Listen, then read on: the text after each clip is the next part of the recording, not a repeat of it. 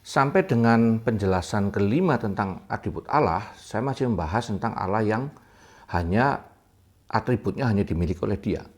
Pada bagian ini saya ingin membahas, ini yang keenam ya, membahas tentang satu atribut yang dibagikan kepada manusia, yaitu pengetahuan. Di mana manusia bisa tahu, mempunyai pengetahuan.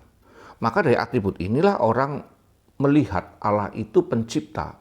Kalau ciptaannya aja punya pengetahuan seperti ini, tentu Allah pengetahuannya tidak terbayangkan sehingga disebut dengan maha tahu.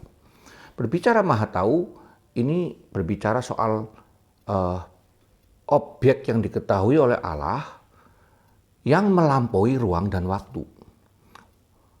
Kekekalan, di dalam kekekalan, seluruh titik waktu itu adalah sekarang di hadapan Allah. Jadi Allah yang kekal itu berada di seluruh titik waktu, dari pertama waktu diciptakan sampai dengan waktu berakhir nanti kiamat, Allah ada di sana secara utuh. Lalu dengan demikian Allah mengerti segala hal yang akan terjadi sampai dengan kiamat. Karena Dia yang menciptakan waktu, Dia yang menciptakan ruang, dan Dia menciptakan segala ciptaan di dalam ruang dan waktu itu. Dan tidak hanya itu, tidak hanya mencakup ruang dan waktu, Allah juga tahu di seluruh titik karena Allah hadir di sana. Di setiap titik itu dengan sempurna Allah hadir secara utuh. Bukan bagian-bagian Allah yang hadir. Karena Allah itu sederhana. Saking sederhananya tidak terdiri dari bagian apapun. Sehingga Dia hadir utuh di dalam setiap titik detik waktu, dari awal sampai akhir, juga di setiap titik ruang. Nah, dengan demikian, kalau mengerti hal-hal semacam ini, maka kita tahu bahwa tidak ada kejutan bagi Allah. Tidak ada itu Allah yang tiba-tiba kaget, aduh manusia berdosa, ayo kok begini ya. No, Allah sudah tahu dari awal karena Dia yang menciptakan semuanya. Dia yang mengadakan, dari tidak ada menjadi ada. Dan ketika Dia mengadakan waktu, ketika waktu diadakan dari mulai awal step, beginning, pada mulanya, maka sebenarnya di ujung pun Allah sudah ada di sana. Kita di dalam waktu memulai di dalam kronologis dari awal, beginning, and arche, tetapi Allah sudah ada di ujung, di seluruh titik waktu itu, saat itu juga. Sehingga tidak ada yang tidak Allah ketahui di dalam kehidupan ini.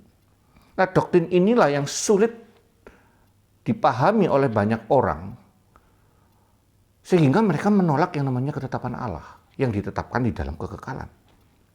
Untuk menolak doktrin kekekalan Allah, manusia harus melihat Allah seperti ya manusia sebagai ciptaan. Maka manusia mencoba menggambarkan Allah di dalam kronologis. Padahal enggak.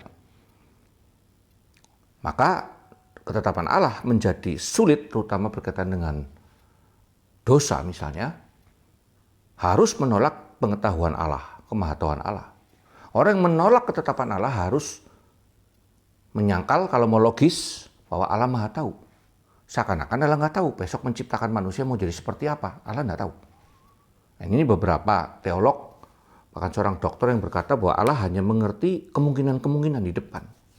Ini adalah sebuah konsep yang sangat sesat dan ngawur karena Allah direduksi menjadi ciptaan yang hanya spekulasi di dalam menciptakan seluruh ciptaan. Manusia mungkin menciptakan robot. Dia tahu bisa rusak atau enggak. Ada dua kemungkinan itu.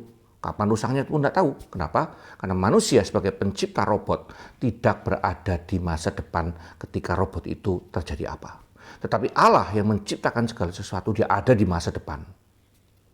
Sekarang. Di hadapan Allah semuanya sekarang. Di seluruh titik Allah itu sekarang semua. Sehingga belum bertemu dengan orang-orang yang secara konsisten memegang pengetahuan Allah Maha Tahu ini untuk bisa menolak ketetapan Allah.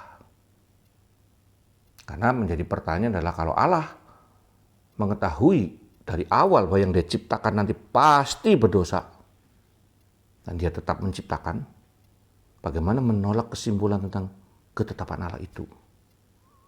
Di hadapan Allah tidak ada perubahan. Di hadapan Allah semuanya sudah pasti. Nah, doktrin pengetahuan Allah ini memang masih banyak kontroversi. Tapi kalau saya sendiri berpegang bahwa Allah mengetahui segala hal bahkan ketika masih di dalam rancangan Allah. Saya akan bahas nanti di bagian yang Ketujuh, untuk berbicara ini lebih jauh, Henok Walk.